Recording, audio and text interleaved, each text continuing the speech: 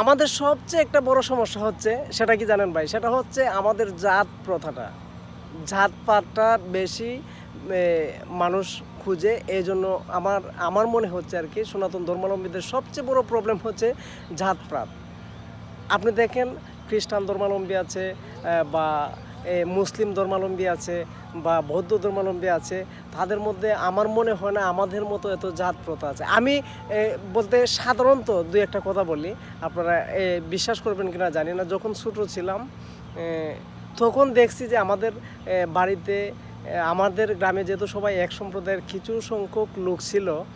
তারা আমাদের মধ্যে, আপনাদের অনেক এলাকায় হয়তো বা থাকতে পারে, নামটা হচ্ছে আপনার মৎস্য দাস, যাকে আমরা বলি ফাটনি আর কি। ফাটনি, আমাদের এলাকায় ফাটনি বলা হয়। তারা টাইটেল দেয় মৎস্য দাস। তো তারা তাদের কাজ ছিল কি, আমাদের ওই জায়গায় দেখছি খেয়া পারাপার করতো, খেয়া নৌকা বাইতো।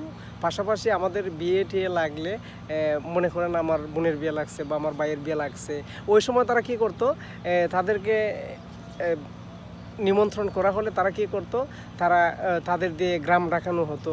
যদি সালিশ ডাকতে হয়, তাদের প্রয়োজন পড়ে, তারা ডাকে। বিয়ে অনুষ্ঠান হলে তারা, যেমন আমার ভাই বিয়ে করতে গেছে, তাদেরকে নেওয়া হয়েছে যেমন মালামাল বহন টানার জন্য। নৌকায় হলে নৌকায় তোলা, উঠানো নামানো, ওই কাজগুলা। গাড়িতে হলে গাড়িতে উঠানো নামানো, ওই কাজগুলা তাদের। বলতে এক কথায় আমাদের বাড়িতে যারা অনেক সময় যারা কাজ করতো, খাবার খেতে হলেও সেই সময়টা আমি দেখছি, আমি স্বয়ং সাক্ষী, আমি না শুধু, প্রত্যেকেই দেখছে। যারা যারা আমার এলাকার আছে, তারা যদি আমার ভিডিওটা দেখে অবশ্যই বুঝতে পারবেন, প্রত্যেকেই দেখছে। এই যে মৎস্য দাস, যা ফাটনি আমরা যাকে বলি, ওরা যখন কারো বাড়িতে কাজ করতো, খাবার যদি দেয় তাদের, মনে করেন যে আপনার এই বাহিরে নাই দেখ, মেইন ঘরে তাদের যেখানে সবাই খায় সেখানে দেয় না, কিন্তু অন্য একটা জায়গা দেয় যেখানে খাওয়া দাওয়া হয় না, সে জায়গায় তাদের খাবার দাবার দেওয়া হয়। থালা বাসনটা পর্যন্ত কিন্তু তারা নিজেরা ধুইতে হইতো। মনে করেন আমাদের বাড়িতে কাজ করছে, আমি এক্সাম্পল একটা বিষয় দেখাইতেছি। মনে করেন আমার বাড়িতে কাজ করছে বা আমার বাড়িতে তাকে কাজ করে, তো ওই ছেলেটা পাটনি। তো ও যখন খাইতে বসছে, মনে করেন আমার বৌদি কিংবা বোনই খাবারটা দিছে, দেওয়ার পরে ও খাইছে। খাওয়ার পর ও থালা বাসনটা কিন্তু ও নিজের হাতে ধুয়ে আবার আয়না দিতে হয়েছে। ওই ওই রকম একটা, কী বলবো আর, ওই রকম একটা পরিস্থিতি, আর ওই রকম একটা আপনার অবস্থা। তো সেই জায়গা থেকে আমি বলছি যে আমাদের যে জাতপাতের যে একটা সম্প্রদায়, একটা সম্প্রদায়ের প্রতি এতটা ঘৃণা, এত ঘৃণা সৃষ্টি হওয়া মানুষের পক্ষে, এটা অবশ্যই অমানবিক কার্যক্রম। তো সে জায়গা থেকে বলছি এটা একদম নেচার বা আচার ব্যবহার সব কিছু মিলিয়ে তাদের সাথে যে অমানবিক আচরণগুলো হচ্ছিল, সে বিষয়টা এখন যদিও সেই সব আমাদের জেনারেশন কিন্তু এটা উঠাই নিছে। আমি আমার নিজের গোড়ায় না খাবার দাবার দিতেছি, আমি আপ্যায়ন করতেছি তাদের, এমনও তাদের সাথে এমন একটা সুসম্পর্ক হয়েছে বলার বাহিরে। তারা তো আমাদের মতোই মানুষ, বা তারা তো আমাদের মতোই রক্তে মাংসে গড়া। এত জাতপাত খুঁজে কী হবে ভাই?